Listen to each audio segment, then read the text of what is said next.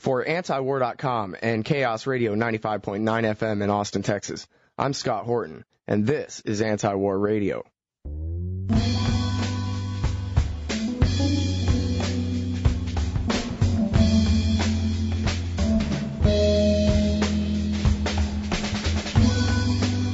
Just last week, the International Court made a decision that, if I understand it correctly, individual Serbian commanders were acquitted of genocide, and yet the nation-state of Serbia itself was found guilty collectively, or some such confusing thing, I'm not sure.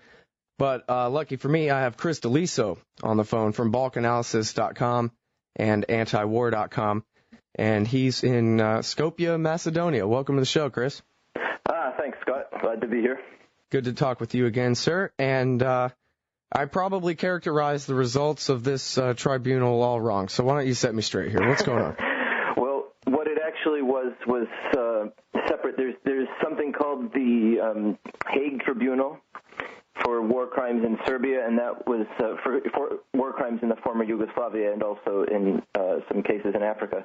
And that was what was trying the late Slobodan Milosevic and other individuals. But the Hague doesn't do countries. So what happened was Bosnia and Herzegovina took Serbia as a country to court in the World Court for the crime of genocide. But first of all, and they were making a big deal about this as the first time that one country has sued another country for alleged genocide. But in fact, it was not the entire Bosnian state, which is a tri-ethnic, tripartite federation of Bosnian Muslims, Croat Catholics, and Bosnian Serb Orthodox Christians. The Serb entity naturally had nothing to do with this. And when it came down to it, the case was pushed largely by the Bosnian Muslim Party, which had been under Izetbegovic, the late leader, who, they were working together with bin Laden and bringing in mujahideen from Iran and Sudan during the war. So just to give it a little bit of background in that way, it wasn't a case brought completely by one country against another country. It was a case brought together by political elements from a half of a country against another country. I see. So what actually ended up happening was that the World Court decided there was not enough evidence that Serbia as a state had deliberately tried to commit genocide against Bosnian Muslims. Although they did make a little caveat, they said genocide did take place, which is also hotly contested still, and that Serbia had not taken enough measures to stop it. But that pissed off the Bosnian Muslims because they didn't get their cash payout and they didn't get the recognition that they had expected from this. And it probably made a lot of people sigh a bit easier because a precedent hadn't been set. Right. And then, but at the same time, a different court was in the middle of acquitting specific Serbs of engineering these massacres and such, right? I'm not sure I follow. Let's see, I thought you said that there was kind of one suit going on in the World Court, and then there was a trial going on in The Hague that was against individuals, right? Well, the Hague is against individuals. There's many of those cases, and what happened with there's so many. There's something like 2/3 of the defendants have been Serbian, and some have been. But that's all at different times. Milosevic, the former president of Serbia, was the biggest fish, but he died while still in Hague custody. They hadn't finished his trial, and it was speculation that he would have been acquitted because the point is, if Serbia as a nation has just been found not guilty of trying to commit genocide, then how is it possible that Milosevic would have been, as president of that country, how is it possible that he would have been found guilty of, as leader of that country, how would he have possibly been found guilty of trying to commit genocide if his country hadn't been, he died in a rather mysterious way while still in his cell, and it would have been a huge embarrassment for The Hague, which has been built upon this solid reputation as Slobodan Milosevic as the evildoer, the one person in the Balkans who committed everything wrong, and everything was because of him. And if he wasn't found guilty, then it would have been a lot of egg on their face, and people would have questioned what they were doing for so long with this case that dragged on 4, 5, 6 years. Well, now, was Milosevic anything less than the monster he's portrayed as? Well, Well, he was certainly not wonderful. He was organized crime flourished under him. He was cynical and manipulative politician like all the others, but I mean, there was a big war, and there was people from all sides who committed atrocities. But the thing is where they have really won, the system has really won of international justice, is they have succeeded in keeping the people, the participants and the viewers of this, obsessed with the details rather than the big picture. So when this recent World Court ruling came out, all the media stories essentially have been focusing on the details, the reactions of the people. They say the Muslims reacted angrily, saying that nobody has respected our suffering, or the Serbs reacted happily, saying thank you for exonerating us. When the real questions are not asked, the question of under what right is an international body of random judges have the moral authority to judge such cases. And if you say, okay, we won, if you're a Serb and you say, okay, they didn't find us guilty, isn't that great? It's still showing no self-respect, because if you're going to deny the validity of the court, you have to deny it in all cases. You can't play their game. And their game is to be acknowledged as an authority, when it's really just a completely arbitrary group of individuals, and they're basically legislating history. They're adjudicating on what happened in a certain place that was very complicated. Just a handful of individuals who were probably, fine judges and intelligent people. But the question of why a small group of judges will be able to adjudicate on a historical matter, especially a war, which is very complicated. It's not like when you have other world arbitration disputes, like about, like I said, fishing rights or something like that, or environmental issues, or when, country A's cyanide spills down the river into country B. It's nothing clear-cut like that. It has to do with deeply emotional issues and highly contested incidents, the recounting of highly contested incidents, and it's not something that a handful of people can agree upon and make a ruling, and that's it. Well, sure, and when you're talking about disputes between states, I think I agree with you. Fishing rights is one thing, and exactly who's guilty for what in wartime is probably something too complicated for any court system to be in charge of deciding. Mm-hmm. That's one thing, I guess. But separate from that is the issue of the International Criminal Court and the Hague Tribunal taking jurisdiction over individual citizens. And I think many Americans probably think, well, these are bad guys and they got to be put on court somewhere, and I'm glad somebody's doing something about it and that kind of thing. Except, I guess we have to put the shoe on the other foot and ask ourselves, how would we like for Americans to be taken to Europe and put in front of a court where they have no jury, no American Bill of Rights, but instead have... Mostly the American public just is not aware that such things go on. But I remember in the last few years when we were building up this coalition of the wilting now, the U.S. was asking from all these countries like Macedonia, who are donating troops, to sign an exemption so that no American citizens would be sent to an international criminal court.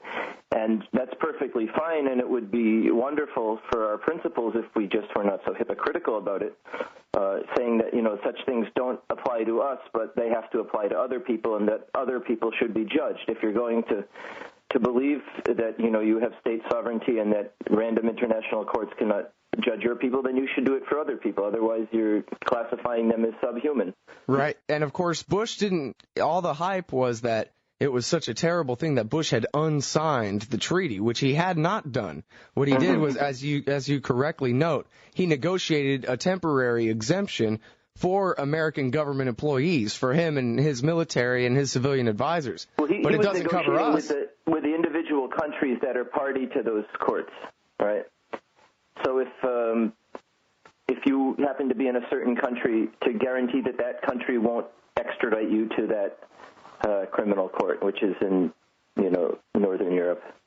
Right. So, but it could be anywhere, right? It could be anywhere. So the whole point of having these unaccountable international bodies I mean, that was a good thing. If you're an American, if you're a believer in state and individual sovereignty, then you have to cheer that. But at the same time, we have the American government putting a lot of pressure on countries, especially Serbia, to comply with The Hague, to comply with these courts, or else they don't get funding, they don't get aid, they don't get political support. It's a little bit hypocritical, you know. Sure. It's the same thing on the larger scale. It's the cop running the red light just because he can. Mm-hmm. The enforcers of the law don't have to obey it, which is something that's becoming more and more common here in America. Well, you know, it's so ironic because the Hague Tribunal is based in the town of The Hague in the Netherlands, and they're judging Yugoslav war crimes, especially the super case is Srebrenica, the UN safe haven that fell. Then the classic media line is where up to 8,000 men and boys were slaughtered by Serb forces. And you know who the peacekeepers were who left were Dutch. So you have the international court set up in Holland. You know, they didn't say that in this World Court ruling. They didn't say that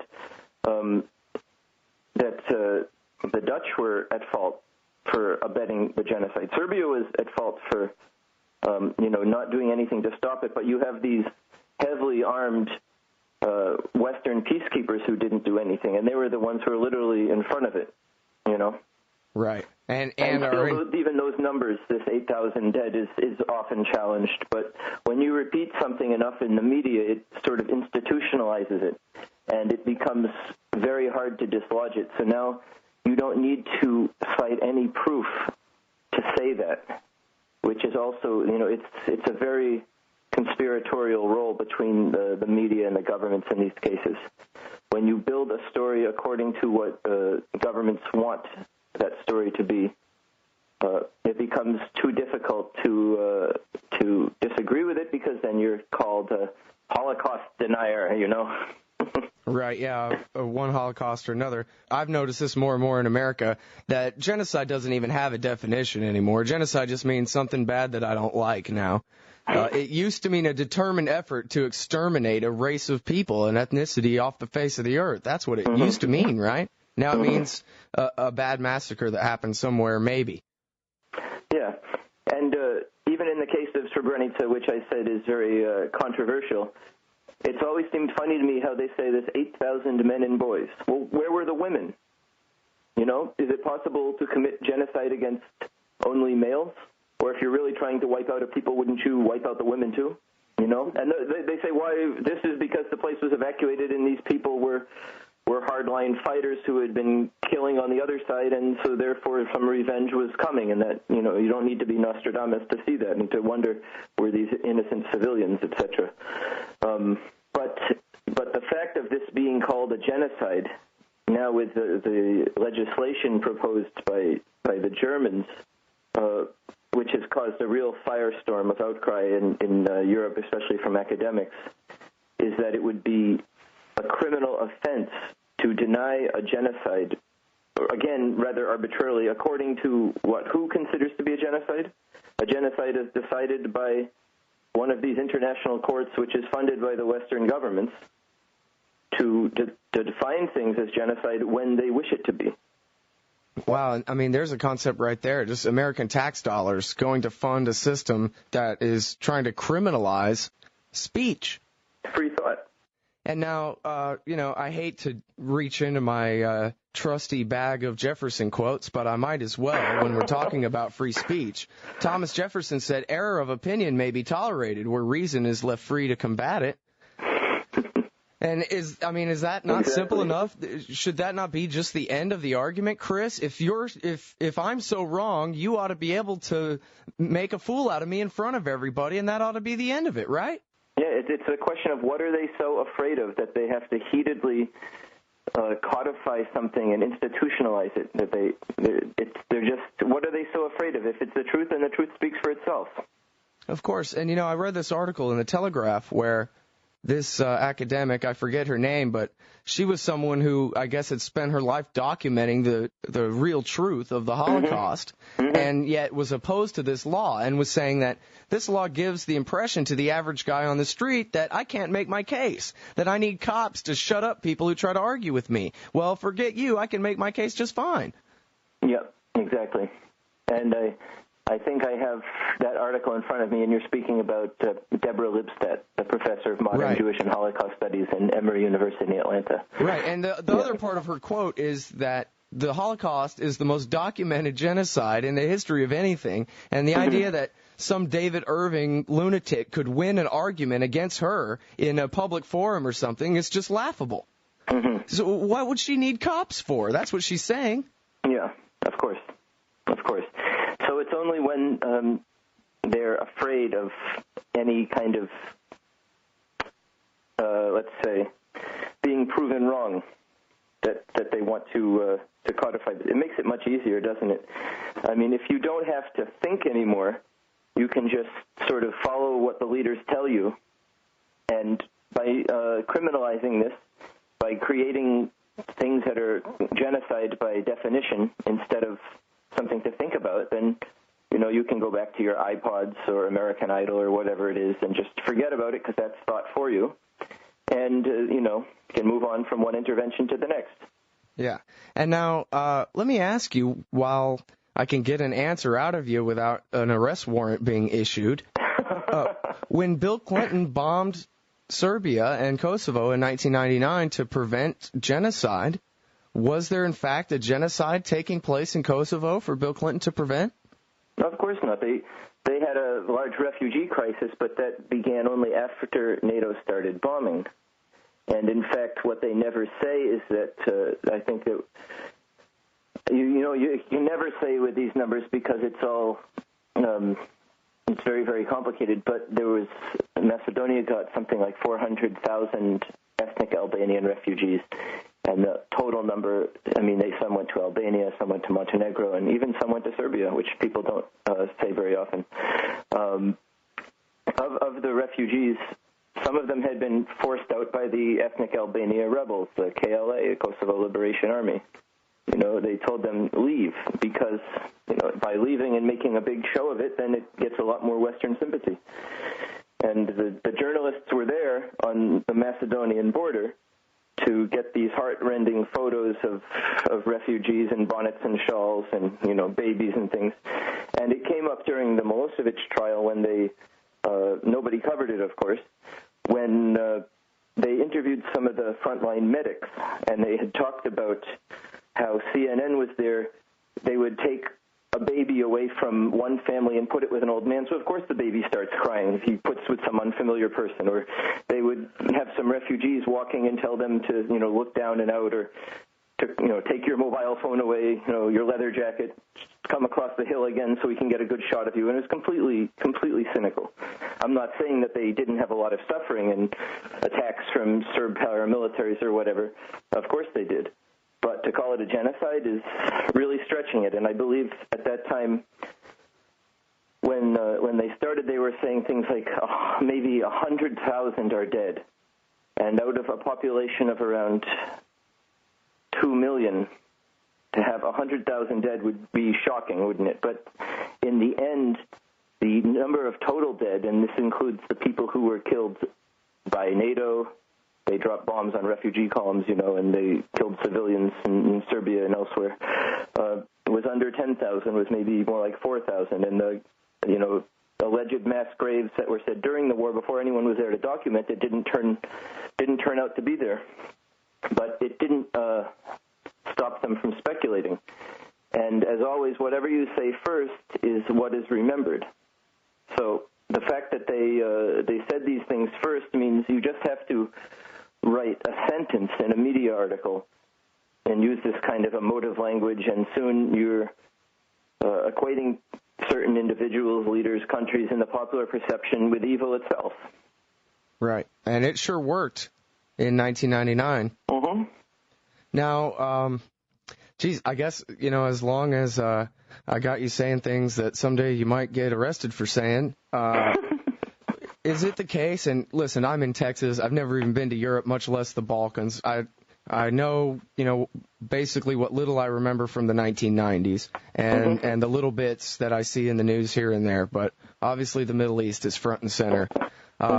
Is it the case that the Serbs have basically all been ethnically cleansed out of Kosovo now? More or less, yeah.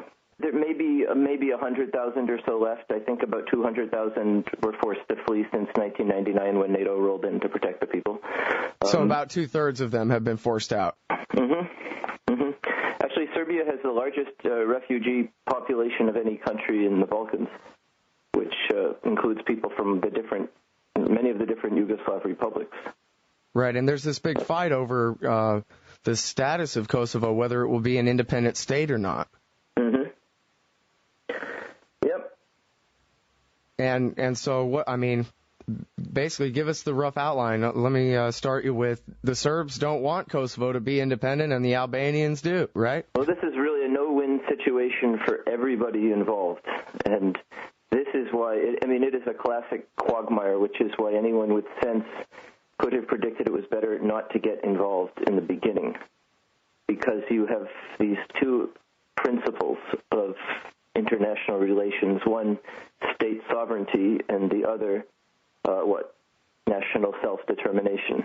And therefore Kosovo has always been a province of Serbia and has historical churches and so on of Serbian origin going back to the 13th century. And in the Middle Ages was the heart of the Serbian state until the Ottoman Turks came and made it part of their empire, which lasted until the early 20th century. But the Albanians, in the meantime, became the majority of the population. So you have something that has never existed as an independent state, right? That's what the Serbs say is part of the sovereignty argument, whereas the Albanians say we got the numbers, we deserve the place as well. And it's always been, at least in the last century, it's always been poor. There's a lot of mineral riches, some water riches, but the way it is now, there's not good infrastructure and a lot of corruption, a lot of organized crime, and it's not going to be an economic miracle anytime soon, and so there's a lot of dissatisfaction, a very young population, an Islamic movement, different things like this. So there's really no happy future, no matter what it becomes. If it stays with Serbia, then it won't, but if it did stay with Serbia, it would just be a huge drag on the economy. It's always caused a lot of ill will. When Yugoslavia broke up in the early 90s, part of it was because wealthier republics like Slovenia were sick and tired of subsidizing poor places like Kosovo. So the Ahtisaari plan, named after Marty Ahtisaari, who's the UN's lead negotiator, he was also a negotiator during the after the 1999 bombing, he negotiated the peace agreement with Milosevic at that time. But he has come up with a plan which would basically, it would give Kosovo independence in everything but name. And the Serbs, of course, don't like that, and they fear that if Kosovo becomes independent, then their minorities will be wiped out pretty soon, as would be expected. I've talked to top migration officials and the people who are on the ground and directly involved with this, and they all see that within 10 years there will be no Serbs left in Kosovo. And I don't think the UN administration that's been there since '99 has been pretty pitiful at doing anything to stop that or to make it a better, happier, multi-ethnic society, and there's no reason to think that things are going to improve in the future. At the same time, there's a lot of discontent. There's a sort of a youth group, extremist group called Self-Determination, which is advocating no negotiations at all with Serbia. Just independence, we take it, drive the UN out, whatever. And they've been causing a lot of problems. They've agitated, had protests, defaced UN property, and recently mysterious groups have set up checkpoints and started bombing UN and OSCE vehicles. So for over maybe 2 years, there's been a lot of pressure by shadowy nationalist forces in Kosovo against the UN. So they're living on borrowed time as well. but the whole thing is a tinderbox because of this, let's say, this impasse between the two principles of state sovereignty and national self-determination. The Russian president, Vladimir Putin, has warned that Kosovo independence could have ominous results for other parts of the world where you have an angry minority, right? And you have that everywhere from the Basque country to China with Uyghurs. But he was speaking especially about the Caucasus, which is important for the West as an oil and gas corridor, where countries like Georgia have two angry secessionist areas, Abkhazia, South Ossetia, and neighboring Armenia, which has a disputed Azerbaijani province, Nagorno-Karabakh, which is Armenian majority and supposedly under the control of Azerbaijan. And so you have a bunch of potential hotspots that could all take Kosovo as a precedent if it becomes independent, and it already more or less is independent. And all of these places could reignite either on their own or through, greater political manipulation. Like the Georgians always accuse Russia of being behind the separatists in Abkhazia and Ossetia, and there's certainly some validation for that. But the point is, it's because of this small and pretty dismal place in the center of the Balkans, a whole world order is being challenged now, and I don't think Americans probably, can't find it on the map even. And yet, even after 8 years from this botched international intervention, it still has a lot of danger in it, and the point is you can't avoid it. Something is going to happen, because it can't go back to the old way, and the new ways are all dangerous, whatever way you look at it. They're talking about international forces of one kind or the other being there for at least the next 10 or 20 years. But nobody has any real solution to make the people live together happily. Right, and, face it, there's not one. I mean, the fact of the matter is we're talking about ethnic and religious and historical differences that go back hundreds and hundreds of years, and at least for the domestic audience here, the lesson as far as America is concerned is that, Central Europe's a hellhole. It's been a hellhole in a lot of ways for a long time, and it's none of our business. We can't fix it. You would think that they would say that, but this is not about common sense. It's about making money, Yeah. And the people on these UN missions just make so much money. Well, let's talk about that. First of all, about who these UN peacekeepers are. I guess I think I read something that you wrote that said that a lot of this UN peacekeeping is actually private contractors at this point carrying it out now. And also, what do you think would happen if they up and left? Would the war just break out again? Right, okay. Well, first of all, I guess it might differ from place to place, but in somewhere like Kosovo, I believe the State Department of each country or foreign ministry gets a mandate from the UN. We need, 200 guys for this place, for this position. And then usually, at least in the American case, I've heard they subcontract that to other departments and to private companies like, say, DynCorp, the famous private contracting company, is pretty well represented in the Balkans. So the applicant would usually go through one of those private contracting companies. They might have military experience, they might not. There's a lot of civilian positions. Actually, most of it is civilian. And then they would put on the UN blue helmet or work in international organization. So it's not just the UN, it's groups like the OSCE, the Organization for Security and Cooperation in Europe. And of course, these organizations all have huge budgets, and money is not an object.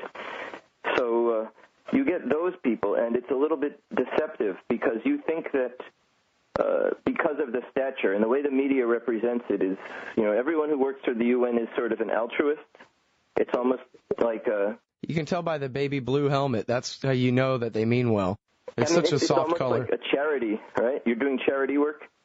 Yeah. But the reality is different. You have, let's say, there was one case I remember, a guy from Africa who had AIDS from one poor country in Africa, and he went on a sort of death tourism. It's really macabre, but they knew he was dying, and so he volunteered to work for the UN in Kosovo. And he didn't tell anybody there that he was dying, and they didn't check. And if you die on the job, then there's some large cash payout. So he sort of wanted to look after his family in the future, and by joining the UN in Kosovo, he was able to get the payment when he did eventually die. I mean, is that screwed up or what? Yeah, well, that's the warfare welfare state, I guess. That's what they call it, right? But the second part of your question was, I forget. It was what would happen if they all up and left. All right, okay. Well, you would have two stages, I think. First of all would be to eliminate the minorities. And the second stage would be, once that had been happened, and it will happen eventually, is that the powerful clans who run Kosovo, the ethnic Albanian clans, would turn on each other, because they are very unified so long as there is a perceived external oppressor. First of all, it was the Serbs, and now it's the UN.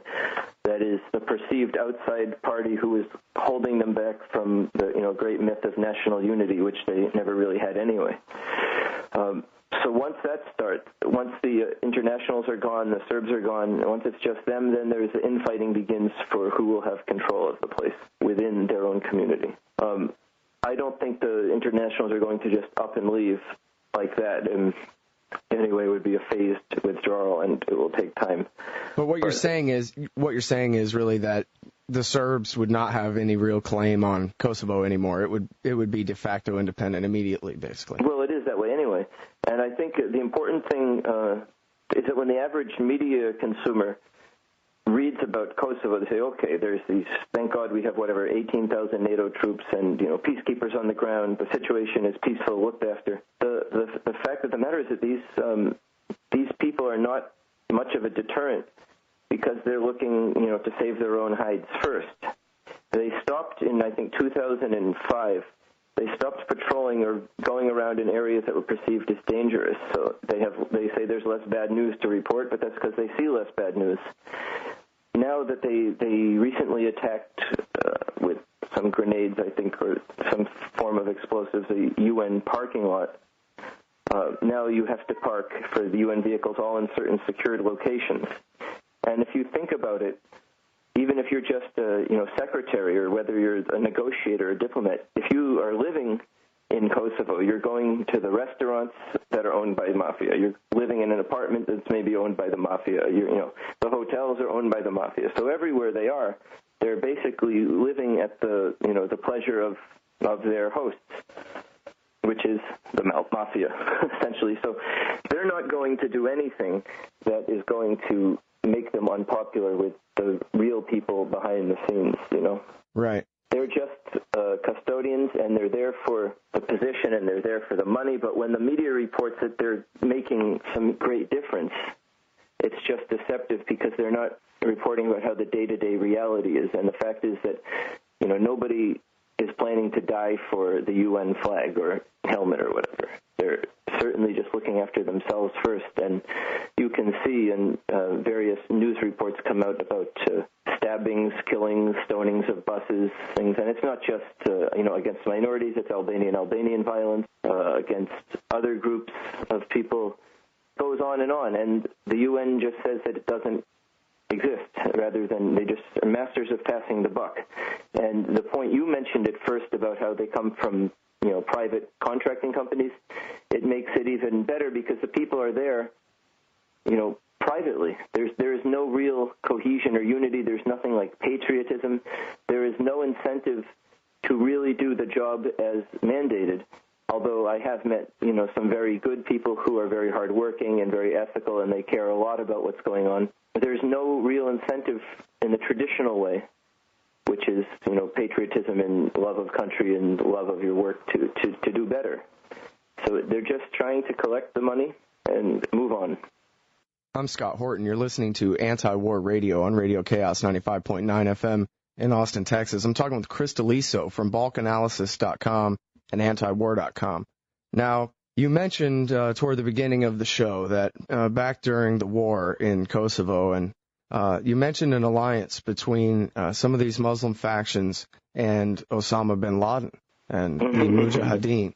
And I know that the Kosovo Liberation Army has long been tied with heroin running and that kind of thing.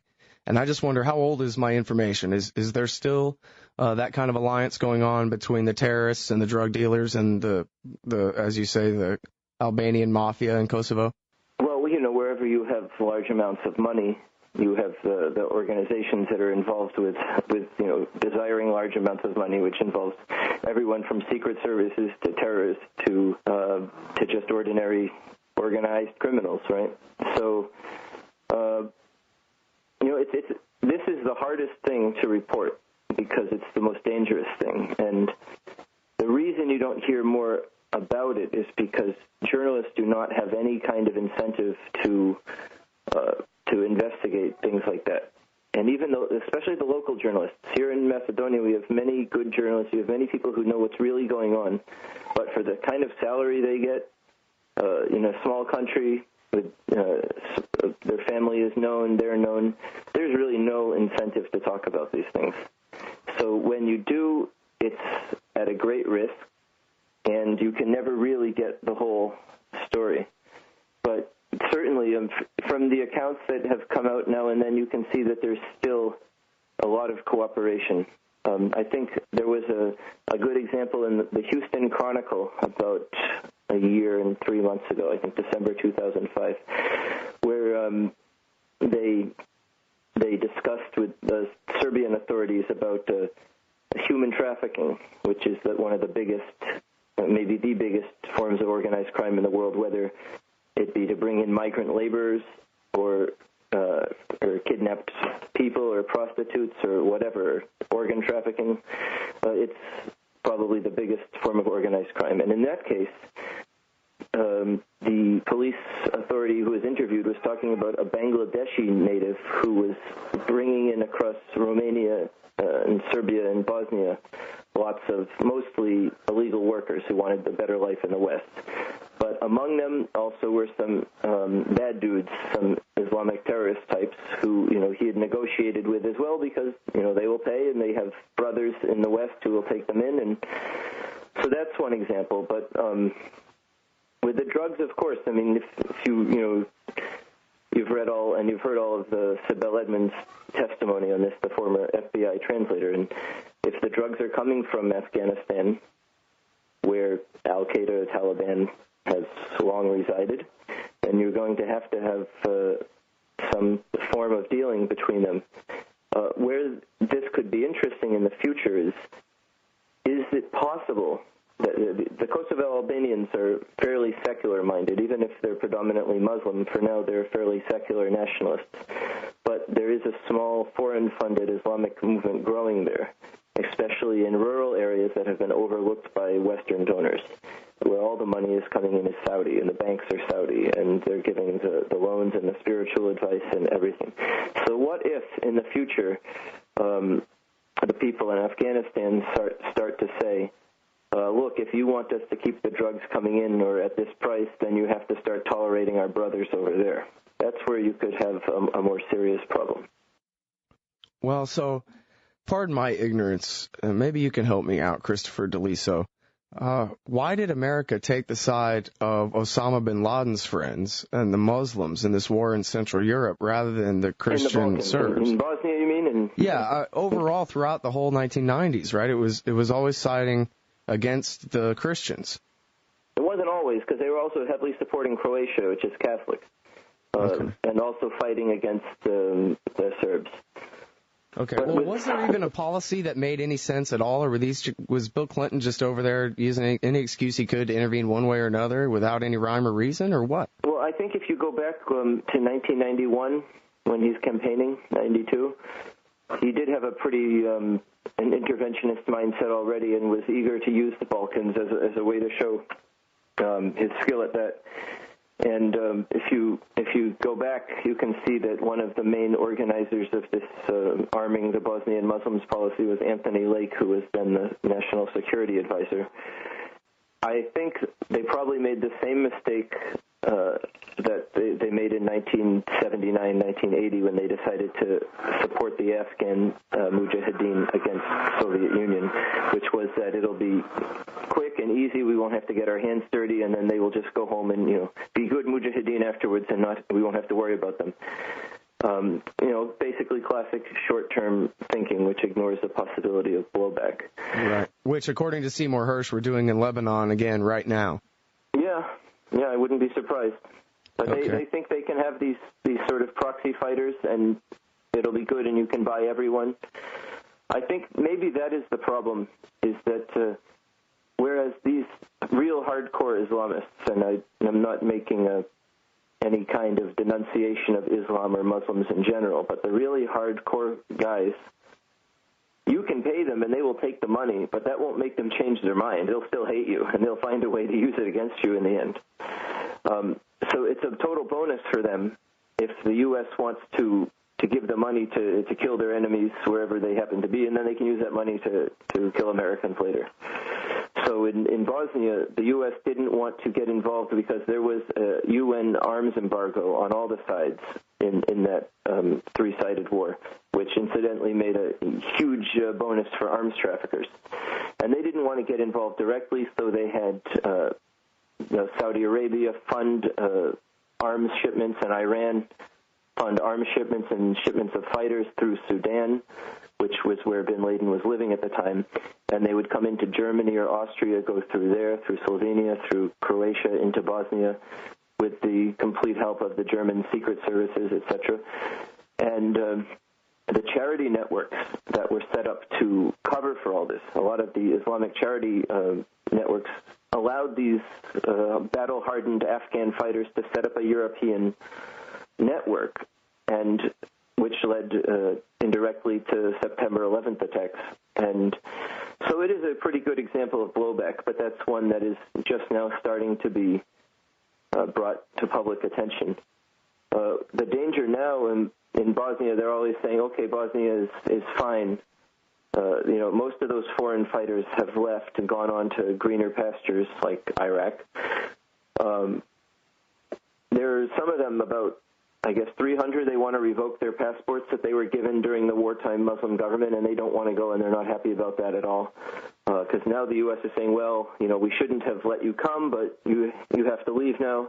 And they're saying, no, we live here, we got passports from the government, we're not going to go. And so some of them are going underground through these sort of escape routes throughout Europe and showing up in different places.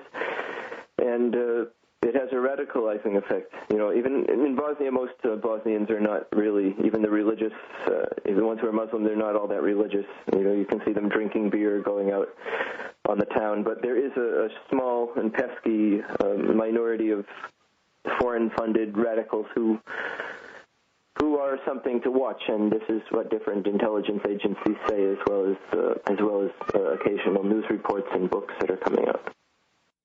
Well, that's why antiwar.com has you, our man in Europe, to keep us updated on all this stuff. And listen, I want to get back to the Germany and France and these people trying to outlaw speech, the natural right of a man to express his opinion.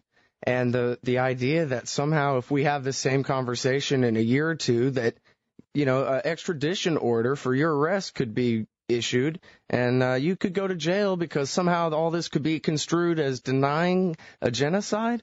Well, I don't know if you can make an extradition order. I think it has to do within the EU, wherever you happen to be. Oh, okay. Macedonia is not in the EU.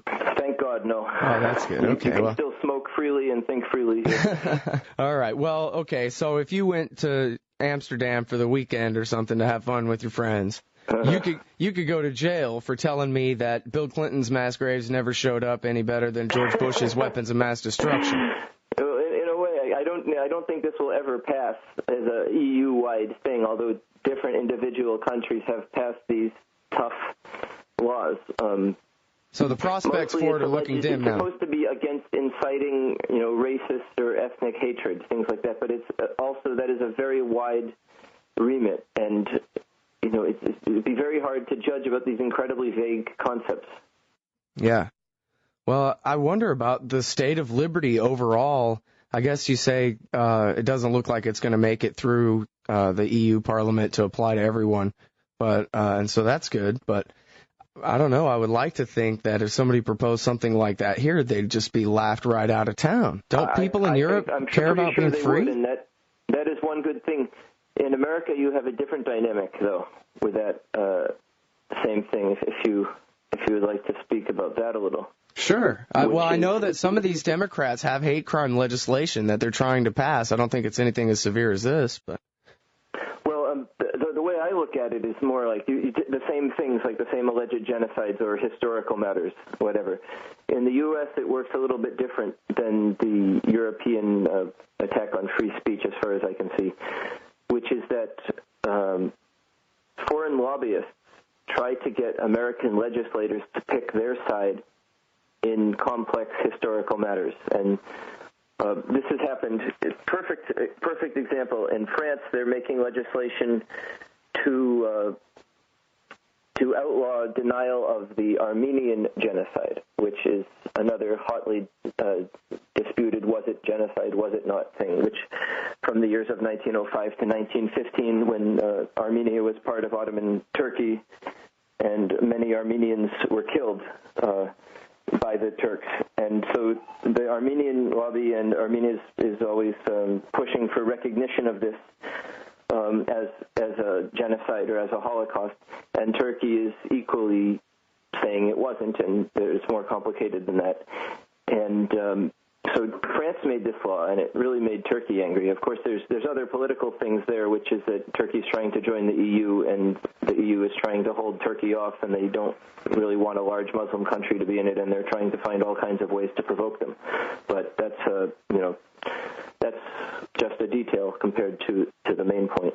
In America, you couldn't do that, but you could get a recognition law, which is not going to criminalize anybody, but which would be a sort of politically significant thing. So the Armenian lobby in America has been pushing for the U.S. Congress to make a resolution saying that there was such a thing as an Armenian genocide, and Turkey, as the successor state to the Ottoman Empire, should have some kind of contrition or responsibility to admit this as well.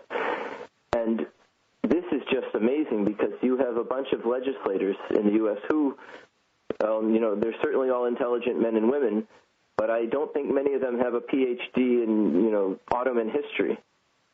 So the question is, first of all, under what authority would they have to decide about such a thing?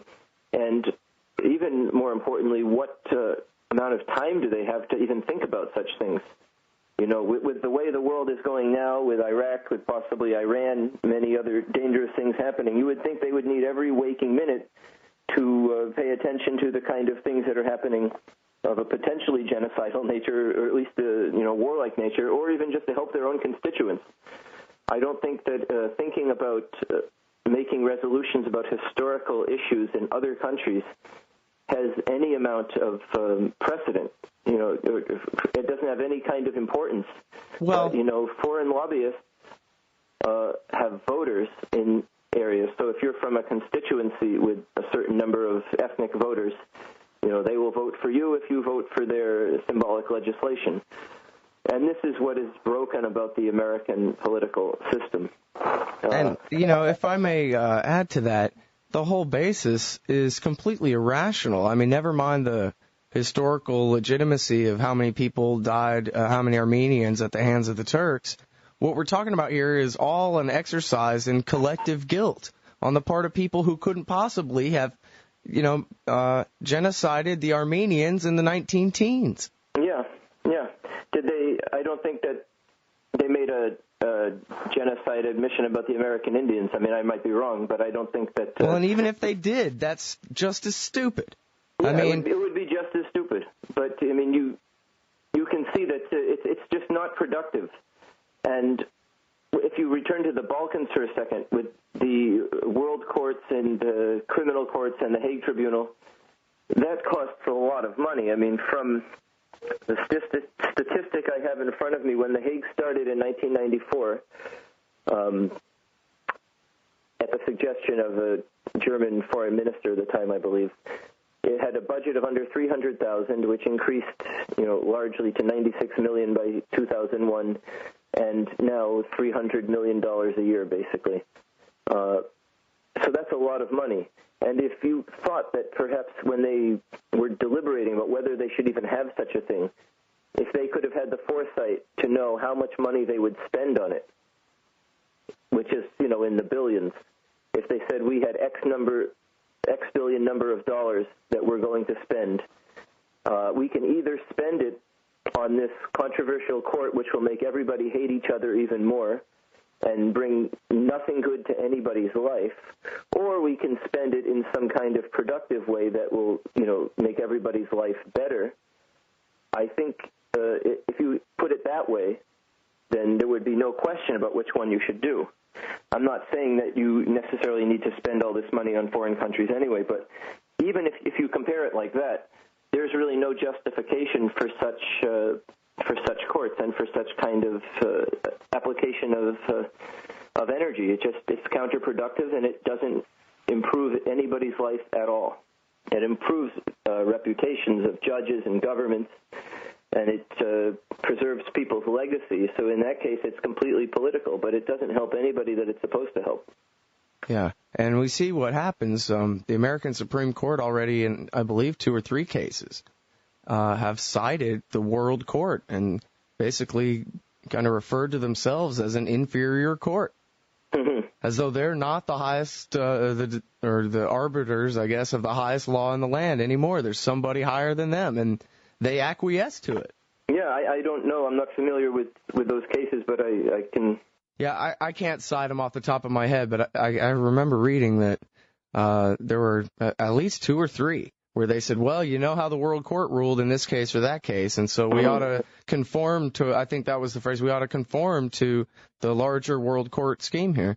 Right, the fact that they're even citing it as a precedent for the American legal system, yeah. I can see what you're saying. Yeah, I mean, I don't think any of these opinions were entirely decided on that particular issue necessarily, but still, that is frightening development from this point of view. And particularly, as you say, when America attempts to, or actually oftentimes succeeds in foisting this on the rest of the world while claiming complete immunity for ourselves, that situation can't last, and I'm afraid that the backlash is going to be pretty severe. Yeah. I look at all this stuff and all this hypocrisy, and it can't end in any good way. It really can't. I mean, if you look at the Hague Tribunal website right now, you will see a photograph which is a doctored. It's not doctored, but it's a very famous photograph which shows a Bosnian Muslim group of people who are supposed to be in some kind of concentration camp behind barbed wire, and this was a very emotive picture in 1992, and the public relations companies used it to the hilt, and they said we must intervene, etc. But actually, the photographers, it was a refugee camp, and the photographers were inside the barbed wire. The barbed wire was protecting the people from, electrical generator, which could, kill you if you touched it. And they found the guy who looked the most emaciated in the crowd, and that's because he had some medical condition, and they had to tell him not to smile because they were not under some kind of, severe mistreatment, but they got the image, and the image, if you supply the image, I'll supply the war, right? That's there you go. The old phrase. For more than 100 years now. And the point is that this picture has been thoroughly discredited, and it's still there. Right now, today, right now as I'm looking on the website of the International Criminal Tribunal for the former Yugoslavia. And ironically enough, under the little button that says latest developments. So that's sort of where it ended in 1992. It's the latest development in the popular mind about who's right and who's wrong and all these things. And I even wrote to them and I asked, what are you doing with this? And they didn't reply. Christopher Deliso, everybody, from balkananalysis.com and antiwar.com. Thanks, Chris. Thanks a lot, Scott.